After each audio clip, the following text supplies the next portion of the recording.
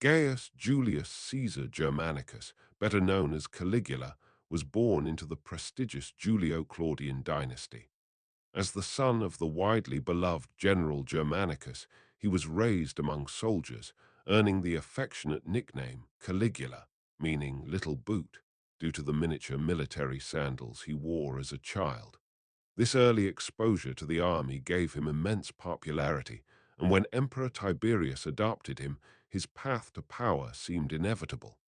However, shadowed by the dark influence of Tiberius, who had retreated to the island of Capri, indulging in what were rumored to be perverse and sadistic pleasures.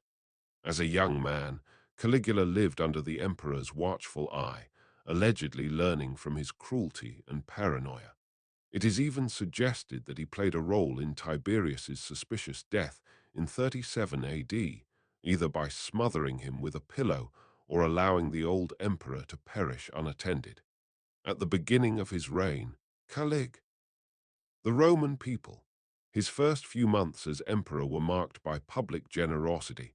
He granted bonuses to soldiers, pardoned political prisoners, and hosted lavish games. However, this golden period was short-lived. After suffering a severe illness, possibly poisoning or a mental breakdown, Caligula emerged as a changed man, displaying erratic behavior, sadistic tendencies, and an insatiable hunger for power. One of his first drastic actions was eliminating potential. Cousin Tiberius Gemellus was swiftly executed, despite being a mere teenager. He began purging the Senate, executing aristocrats on fabricated charges, and confiscating their wealth to finance his increasingly extravagant lifestyle. His megalomania soon became evident as he started referring to himself as a living god, demanding that statues of him be placed in temples alongside those of Jupiter.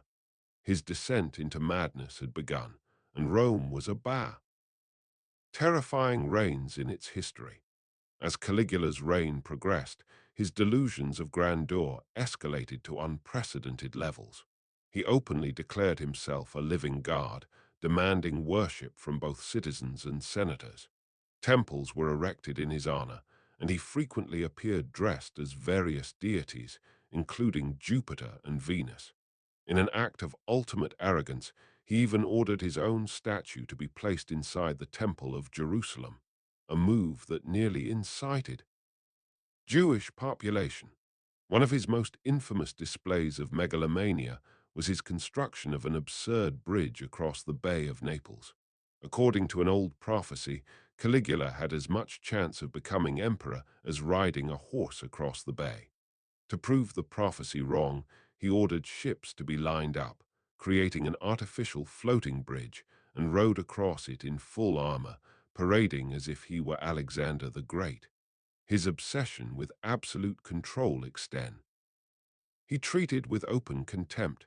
He frequently mocked senators, forced them into humiliating situations, and reportedly planned to make his beloved horse, Incitatus, a consul. Though likely exaggerated, this story symbolizes his utter disregard for Roman political traditions. His horse lived in luxury, housed in a marble stable, adorned with golden decorations, and attended by servants, a clear message that Caligula believed the Senate was as useless as an bizarre and ridiculous demonstration of his perceived divinity was his war against Neptune.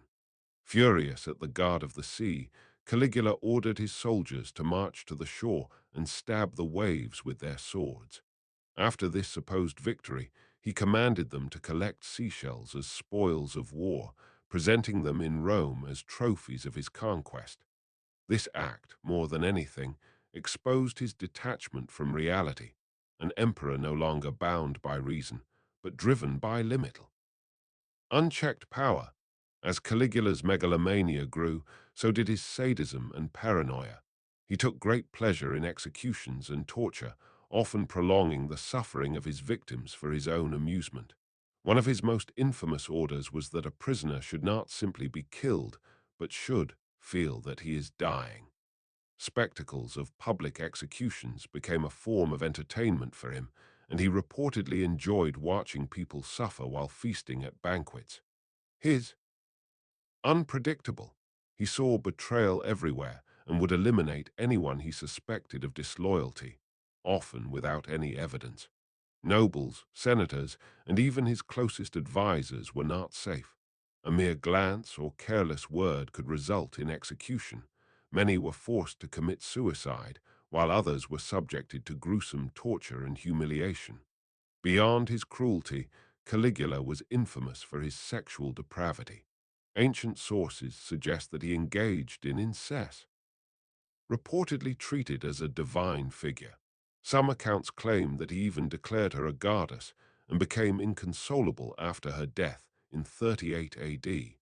He also had a habit of seizing the wives of senators, raping them, and then humiliating their husbands by boasting about his conquests. His abuses extended beyond the elite. Ordinary Roman citizens lived in fear. When a famine struck Rome due to Caligula's reckless spending on extravagant projects, he mocked, eat each other if they were truly desperate. Meanwhile, his personal indulgences continued unchecked. He hosted lavish orgies, drained the imperial treasury on excessive luxury, and forced wealthy citizens to rewrite their wills in his favor or face execution. By this point, Caligula was not just a tyrant. He was a sadistic monster, ruling through terror and debauchery. His government had become an insane court of cruelty, paranoia, and unchecked excess, and his downfall, time.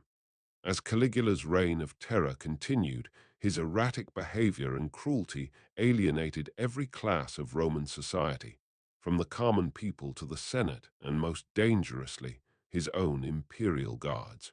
His paranoia worsened, and his thirst for absolute power grew insatiable. He declared himself a living god, demanded that sacrifices be made in his honor, and even considered moving the capital of Rome to Egypt, where he could be worshipped as a pharaoh. His reckless, on the verge of financial collapse, the state treasury, which had been full when he took power, was completely drained. To replenish it, he resorted to confiscating property, imposing outrageous taxes, and even auctioning off the lives of gladiators in the arena. His disregard for Rome's economic stability made him increasingly unpopular, even among his former supporters.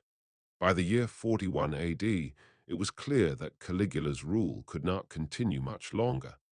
A Praetorian Guard, the very soldiers who were meant to protect him, led by Cassius Chaerea, a high-ranking officer whom Caligula had repeatedly humiliated, the plan was set in motion. On January 24, 41 AD, after a public event at the Palatine Games, the conspirators struck. As Caligula walked through a passageway beneath his palace, several guards ambushed him and began stabbing him repeatedly. Ancient sources claim that the attack was so brutal that reports stating that Chaerea personally targeted his genitals as revenge for Caligula's mockery. His final words, if they were even spoken, are said to have been, "I am still alive," before he succumbed to his wounds. The conspirators did not stop there. In their effort to wipe out his bloodline, they killed his wife, Milonia Caesonia, and their young daughter by smashing her head against a wall. The Senate briefly attempted to restore the Roman Republic, but instead, Caligula's uncle was proclaimed emperor by the Praetorian Guard. Caligula's short but catastrophic reign left a deep scar on Rome. His rule became the ultimate symbol of tyranny, madness, and unchecked power, a cautionary tale of what happens when an emperor sees himself as a god. Though some modern historians argue that ancient accounts may have been exaggerated, there is little doubt that Caligula's rule remains one of the most infamous in Roman history, marked by cruelty, insanity, and for absolute control.